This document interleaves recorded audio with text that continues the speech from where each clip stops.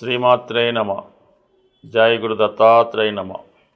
ఈ వీడియోలో మనం తులారాశి వారికి జనవరి 11 నుంచి 17 మధ్యలో జరిగే వార ఫలాలు పరిశీలించినప్పుడు ఈ వార ప్రారంభంలో 3 గ్రహాలు 3వ స్థానంలో ఉండగా వారం ప్రారంభం అవడం జరిగింది.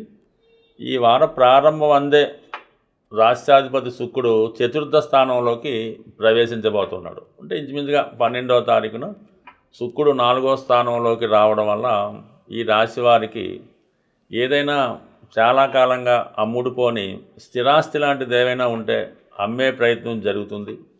లేదంటే ఏదైనా ఒక పాత వాహనం ఏదో ఉంటే దాన్ని విక్రయించి కొత్త వాహనం కొనడం జరుగుతూ ఉంటుంది. కొంతమంది కొత్త వాహనం కూడా కొనే అవకాశం అది ఉంటుంది.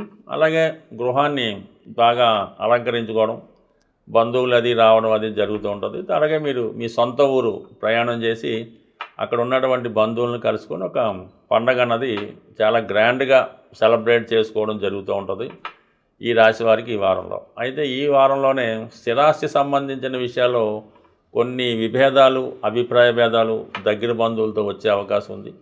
చాలా కాలంగా మీ స్థిరాస్తి ఇతరుల ఆధీనంలో ఉండిపోవడం వల్ల దాన్ని మీరు స్వాధీనం చేసుకోవాలనే ప్రయత్నం కొంతవరకు నెరవేరే అవకాశం ఉంది. అది జాగ్రత్తగా డీల్ చేసుకొని దాన్ని జాగ్రత్త పెట్టుకోవడం అన్నది చాలా ఇంపార్టెంట్ అయిన విషయం అన్నమాట. సో అదే కుజుడు 3వ స్థానంలో ఉండడం వల్ల చాలా వరకు ప్రయాణాలు చేస్తున్నప్పుడు కొంత జాగ్రత్తగా ప్రయాణించవలసి ఉంటుంది. రవి 3వ స్థానంలో ఉండడం వల్ల కొంత కొత్త మిత్రులు మీకు ఏర్పడడం జరుగుతుంటుంది. చిన్నప్పుడు మీతో కలిసి చదువుకున్న వాళ్ళు కానీ, వృత్తిరీత్యా ఉన్నటువంటి కొంతమంది మీ సహ ఉద్యోగులతో కలిసి ఏదైనా ఒక ప్రయాణం చేయడం కానీ, ఒక వేడుకలో పాల్గొనడం కానీ, కలిసి కొన్ని నిర్ణయాలు తీసుకోవడం కానీ జరుగుతూ ఉంటుంది. ఇక ప్రధానంగా రవి 4వ స్థానంలోకి మారుతున్నాడు. లాభాధిపతిగా రవి 4వ స్థానంలో మారడం వల్ల గృహ అవసరాలకు కొన్ని వస్తువులు అవి సేకరించడం, కొనడం జరుగుతూ ఉంటుంది. ఇంట్లో ఒకరికి అనారోగ్య కారణంగా వారి వల్ల కొంత శ్రద్ధ పెట్టడం, కొంత హాస్పిటల్ అది సందర్శించడం, కొన్ని మెడిసిన్స్ లాంటివి కొనవలసి ఉంటుంది.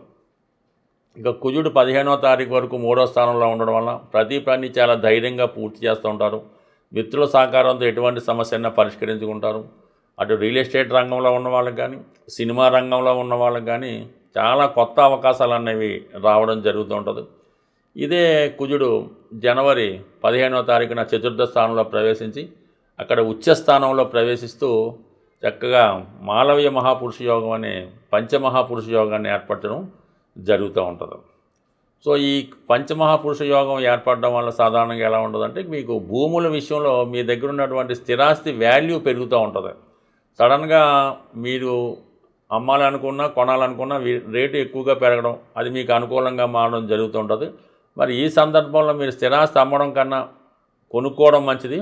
అలాగే ఇతరుల ఆధీనంలో ఉన్నటువంటి స్థిరాస్తి కూడా మీ స్వాధీనం చేసుకోవడానికి ఈ రుచిక మహాపురుష యోగం మీకు చాలా అనుకూలంగా రావడం జరుగుతుంటుంది. అయితే ఈ గ్రహాలు అక్కడ 4వ స్థానంలో ఉన్నటువంటి కుజ, శుక్ర, రవి గ్రహాలు కారణంగా కంపల్సరిగా స్థిరాస్తి సంబంధించిన విషయాలు తల్లిగారి ద్వారా, అంటే పెద్దల ద్వారా తల్లిగారు, తండ్రి గారి ద్వారా వచ్చే స్థిరాస్తి సంబంధించిన విషయాల్లో కొంత ఘర్షణలు, గొడవలు, చికాకులు లాంటివి వచ్చే అవకాశం ఉంది. కాబట్టి చాలా వరకు జాగ్రత్తగా డీల్ చేసుకోవడం అనేది మంచిది. బట్ ఏదైనా మీది మీకు ఇవ్వడానికి కూడా అవతల వాళ్ళకి ఇష్టం ఉండక చాలా ఇబ్బంది పడుతూ ఉంటారు.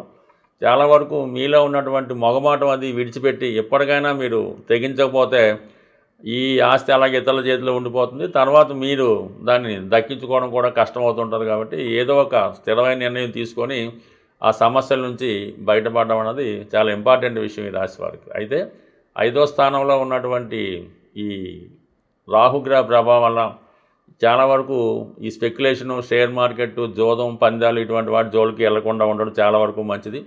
ఎంతైనా పోగొట్టుకోవడం తప్ప తిరిగి సంపాదించడం ఉండదు. అంటే సాధారణంగా ఈ తులారాశి వారికి ఒక అలవాటు ఉంటుంది.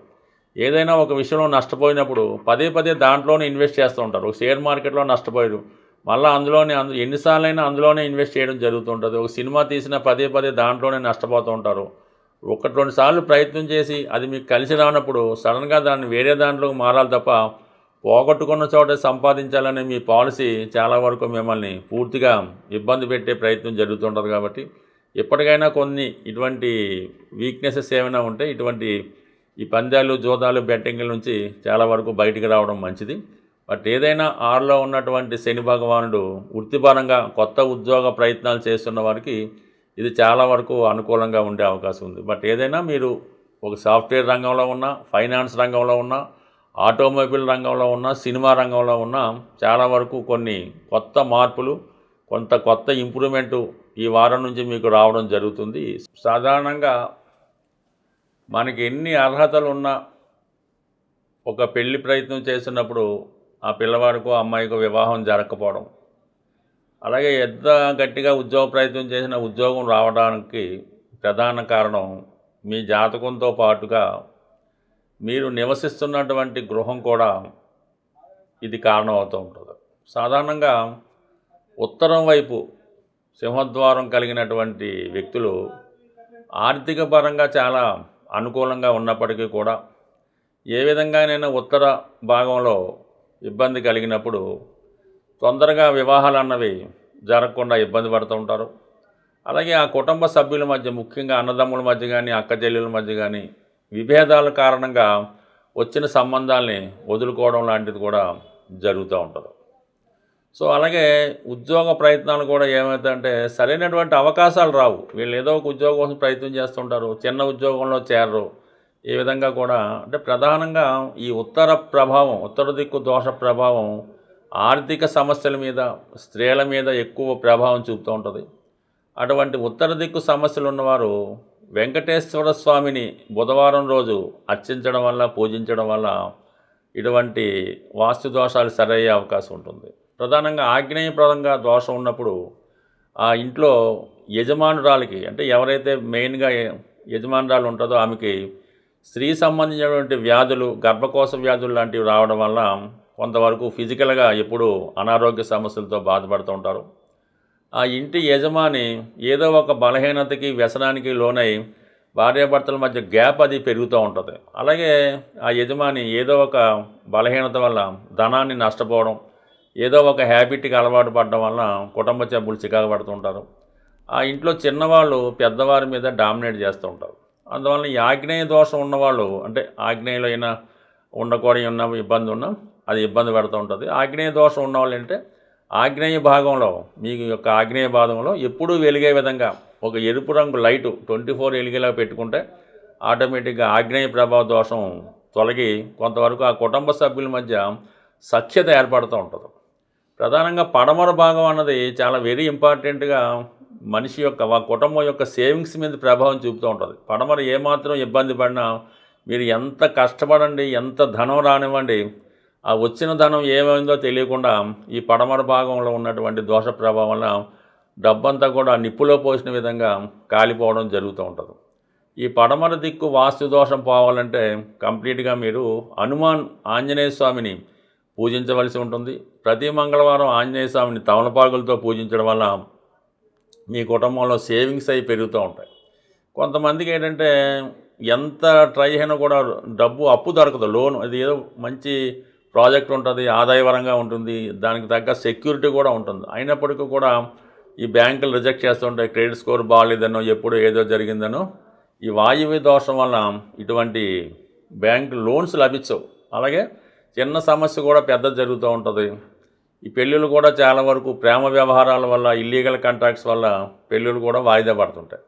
ఈ వాయువు దోషం ఉన్నవాళ్ళు సోమవారం రోజు చంద్రుడికి సంబంధించిన పరిహారం చేసుకుంటే, అంటే శివుడికి ఆవు పాలతో అభిషేకం చేసుకోవడం వల్ల కానీ, పంచదారతో శివుడికి సోమవారం రోజు అభిషేకం చేయడం వల్ల రుణం తొందరగా లభించే అవకాశం ఉంది. అంటే రుణం లభించడం కూడా ఒక అదృష్టమే, ఎందుకంటే ఎంతో పెద్ద పెద్ద పనులు ఈ సమయానికి ధనం లేక ఆగిపోతూ ఉంటాయి. సంపాదన ఉంటుంది, షూరిటీ కూడా ఉంటుంది.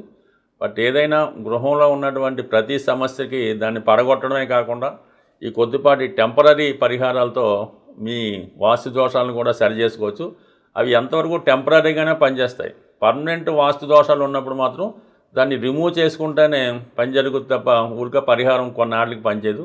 ప్రధానంగా టాయిలెట్లు ఉత్తర భాగంలో కానీ తూర్పు భాగంలో ఉన్నప్పుడు ఆ కుటుంబం నెమ్మదిగా ఆర్థిక బలహీనతకి పతనం అవడం కూడా జరుగుతూ ఉంటుంది. ఇటువంటి ఏమన్నా ఉన్నప్పుడు కంప్లీట్గా రిమూవ్ చేయవలసి ఉంటుంది. కొన్నాటికి చిన్న చిన్న పరిహారాలతో సరి చేసుకోవచ్చు. ఏదన్నా మన పని బట్టి ఫలితం ఉండడం జరుగుతూ ఉంటుంది. స్వస్తి.